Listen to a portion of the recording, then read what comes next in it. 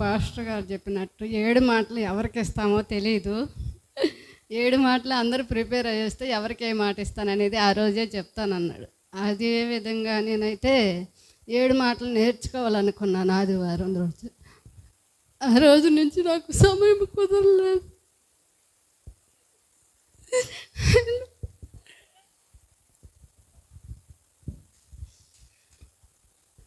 అయినప్పటికీ దేవుడు నాకు ఇచ్చిన అవకాశాన్ని నేను దేవుడి సన్నిధిలో సద్వినియోగం చేసుకుంటున్నాను. ఈ వాక్య భాగాన్ని బట్టి దేవుడిని స్తుతిస్తున్నాను. ఈ లోకాసు వార్త 23వ అధ్యాయంలో 43వ వచనంలో దేవుడు నాకు ఇచ్చిన ఈ సహాయాన్ని బట్టి, ఈ మాటను బట్టి దేవుడిని స్తుతిస్తున్నాను.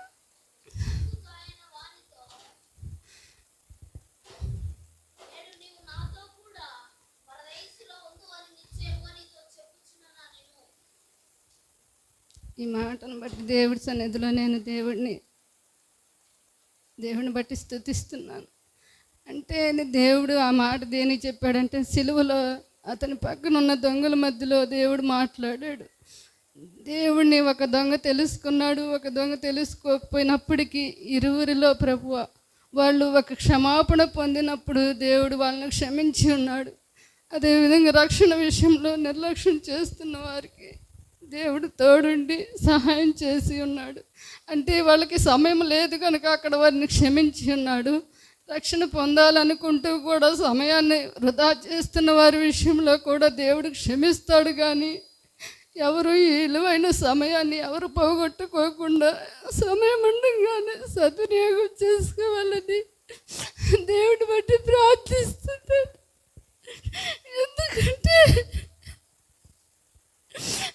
ఆడపడిచి రక్షణ విషయంలో ప్రభు ఆ బిడ్డకు క్షమాపణ అనుగ్రహించాలని ప్రాధాన్యపడుతున్నాడు.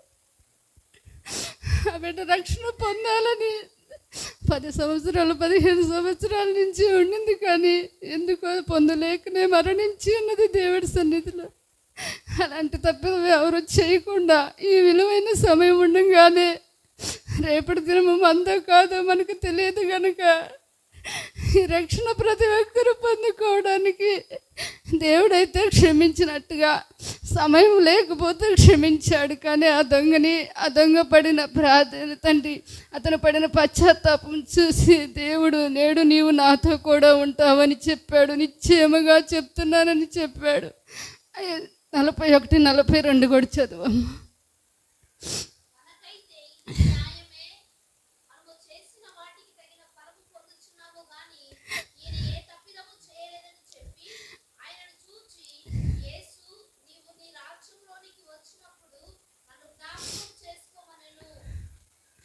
అట్లాగే దేవుడు మనకైతే ఇది సాధ్యమేనని ఒక దొంగ తెలుసుకుని ఉన్నాడు, ఒక దొంగ తెలుసుకోలేదు. అయినప్పటికీ దేవా నీ రాజ్యంలో నన్ను జ్ఞాపకం చేసుకోమని పశ్చాత్తాపడినప్పుడు దేవుడు క్షమించి ఆ యొక్క తండ్రి పశ్చాత్తాపడిన వ్యక్తిని దేవుడి రాజ్యంలో నిశ్చయముగా చేర్చుకుంటానని చెప్పి ఉన్నాడు.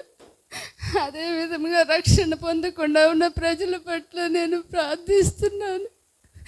ఇటువంటి విలువైన సమయాన్ని సద్వినియోగం చేసుకోవాలని ప్రతి ఒక్కరి పట్ల ప్రభువా నీ సహాయం అనుగ్రహించమని వేడుకుంటూ, నా చిన్నది ఒక వాక్యం నాకు అనుగ్రహించినప్పుడు ఎంతో సంతోషపడ్డాను.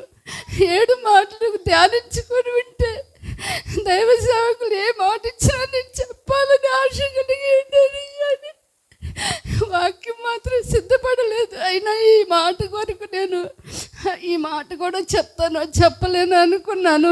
దేవుడు నాకు ఇచ్చిన ఈ అవకాశాన్ని ఇటు రీతిగా సద్వినియోగం చేసుకోవడానికి దేవుడు నాకు చూపించిన ఈ కృపను బట్టి, రక్షణ పొందిన ప్రతి ఒక్కరిని బట్టి రక్షణలోనికి రావాలని నా చిన్న మాటలు ముగిస్తున్నాను. హల్లెలూయా, హల్లెలూయా. మీ అందరికీ కూడి వచ్చిన మీ అందరికీ నా వందనాలు. దైవ సేవకులకు కూడా నా వందనాలు చెల్లిస్తున్నాను.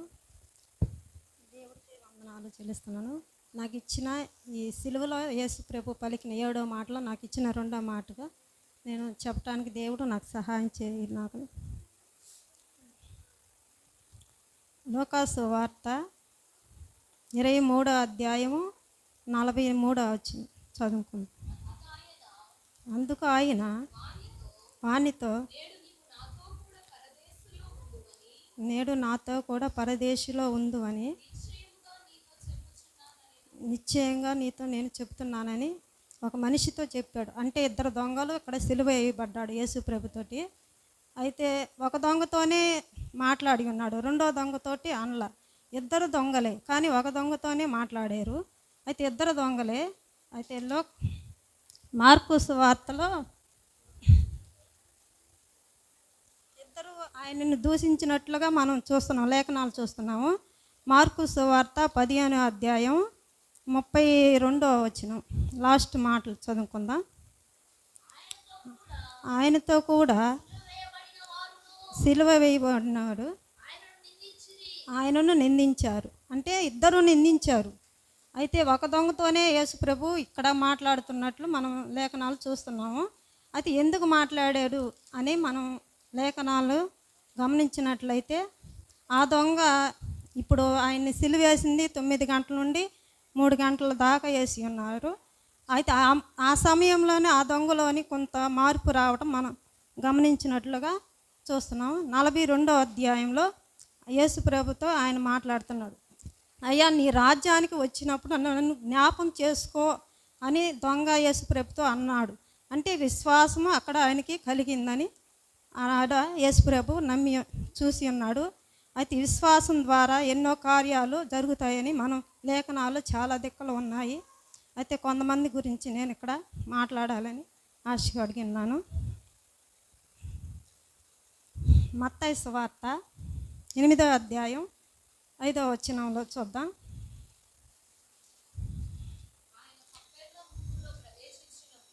ఆయన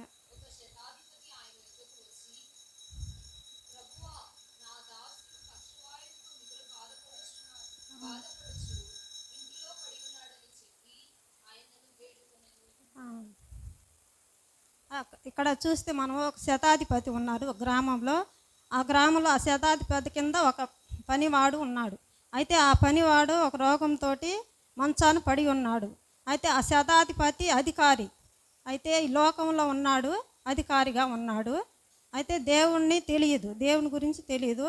కానీ అక్కడ పనిచేసే ఆ బిడ్డని అట్లా చూడలేక, ఆ బాధ చూడలేక దేవుడి కాడికి వచ్చి, అయ్యా నా కింద ఒక పనివాడు ఉన్నాడు, ఆయన రోగంతో మంచాన పడి ఉన్నాడు. అయితే దేవుడు నువ్వు వచ్చి ఆ బిడ్డని ముట్టి స్వస్థపరచు అన్నప్పుడు దేవుడు వస్తానంటాడు. యేసు ప్రభు వస్తానంటే, అయ్యా నా ఇంటికి రావడానికి నేను పాత్రుని కాను, నా కింద ఎంతోమంది పని వాళ్ళు ఉన్నారు. అయితే ఒకరు రమ్మంటే వస్తారు, పొమ్మంటే పోతారు, అంత అధికారిని. కానీ నీకన్నా నేను అంత ఎక్కువ అని కాదు, నువ్వు మాట ఇస్తే చాలు నాకు ఆ బిడ్డ స్వస్థపరుస్తాడు అన్న విశ్వాసం ఆ బిడ్డలో ఉంటుంది. ఆ విశ్వాసం ద్వారా అక్కడ ఆ బిడ్డ స్వస్థపరిచినట్లుగా దేవుడు సహాయం చేస్తాడు. అంతేకాదు,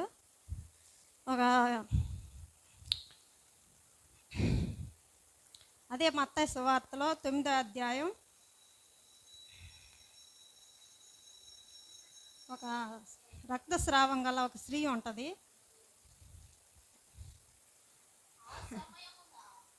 ఆ సమయమున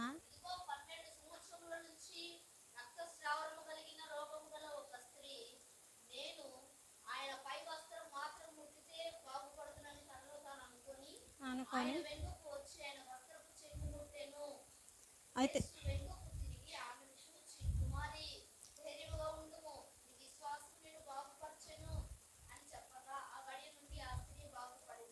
ఇక్కడ విశ్వాసం ద్వారా ఆ రక్తస్రావం గల స్త్రీకి స్వస్థత కలిగింది. అయితే దేవుడు ఎరగదామ ఎన్నో గుళ్ళు తిరిగింది, ఎన్నో హాస్పిటల్ తిరిగింది.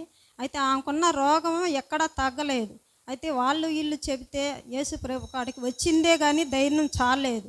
ఆయన కాడికి వెళ్ళి ప్రార్థించుకోవాలని ఆయనకి ధైర్యం చాలకపోయేకి వెనకాలగా వచ్చి ఆయన వస్త్రం ముట్టినప్పుడు ఆమెకి స్వస్థత కలుగుతుంది. అది యేసు ప్రభు గమనిస్తాడు, ఆమె గమనిస్తుంది. అయితే ఆమెలో ఉన్న విశ్వాసం దేవుడు చూసి ఆమెను స్వస్థపరిచాడు.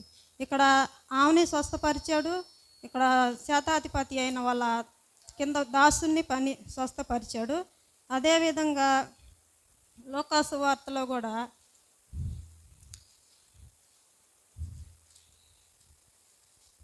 7వ అధ్యాయం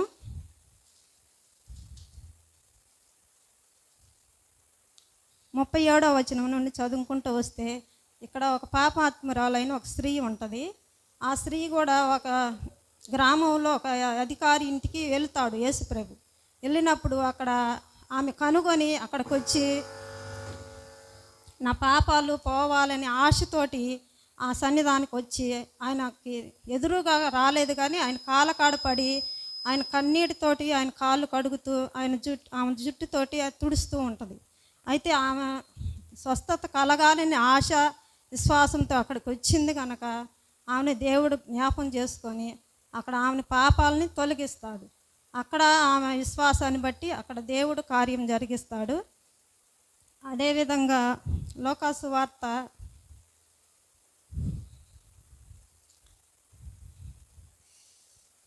17వ వచనం 14వ వచనంలో 10 మంది కుష్టి రోగులు ఉంటారు. ఆ 10 మంది దేవుడి కాడికి వచ్చి యేసయ్య కాడికి వచ్చి నన్ను స్వస్థపరచును అని దేవుడు యేసయ్య కాడికి వస్తారు 10 మంది.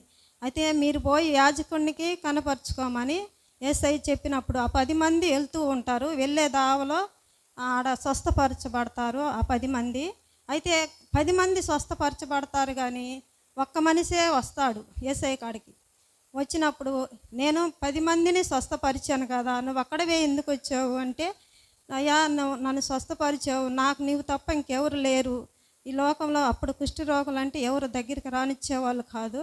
అయితే నాకు ఇంకెవరు లేరు, నువ్వు తప్ప నాకెవరు లేరు, నువ్వే నాకు సహాయం చేయాలని ఆ బిడ్డ అక్కడికి వచ్చినప్పుడు నీ విశ్వాసం ద్వారా నీకు జరుగునని అక్కడ ఆ బిడ్డని చేర్చుకుంటాడు. అక్కడ ఆ బిడ్డని చేర్చుకొని సహాయం చేస్తాడు. అదేవిధంగా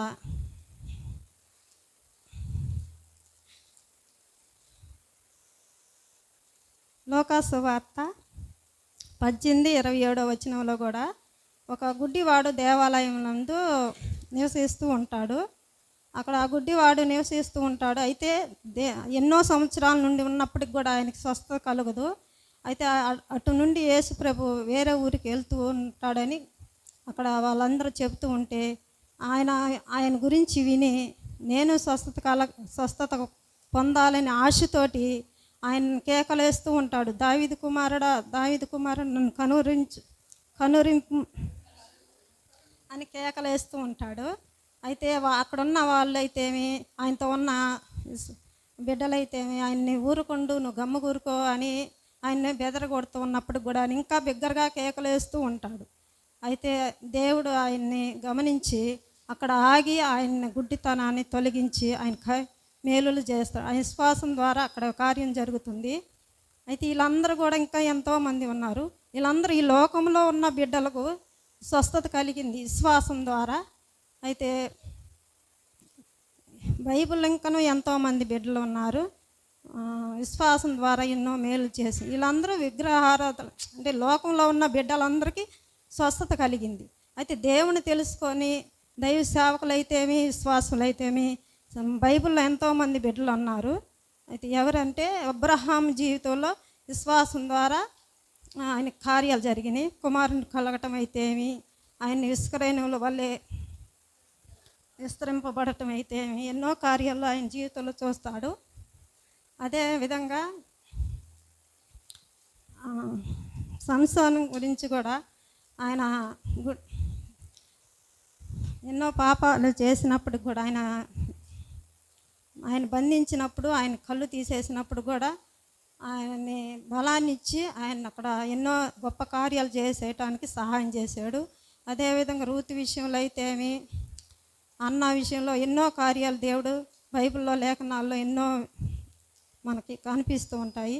అవన్నీ చేసిన దేవుడికి వందనాలు చెల్లిస్తున్నాను. అదే ఈ మధ్యాహ్న కాల సమయంలో కూడా మన అందరితో కూడా దేవుడు ఒక మాట చెప్పాలని ఆశ కలిగి ఉన్నాడు. యోహాను సువార్త 4వ అధ్యాయం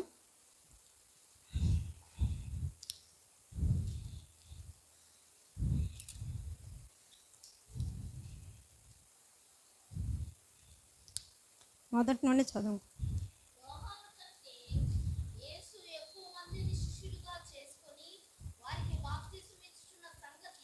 పరిసయ్యులు వినిరని ప్రభువునకు తెలిసినప్పుడు ఆయన యూదయ దేశము విడిచి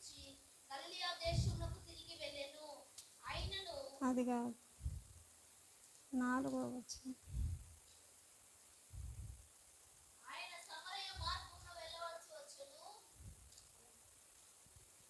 14.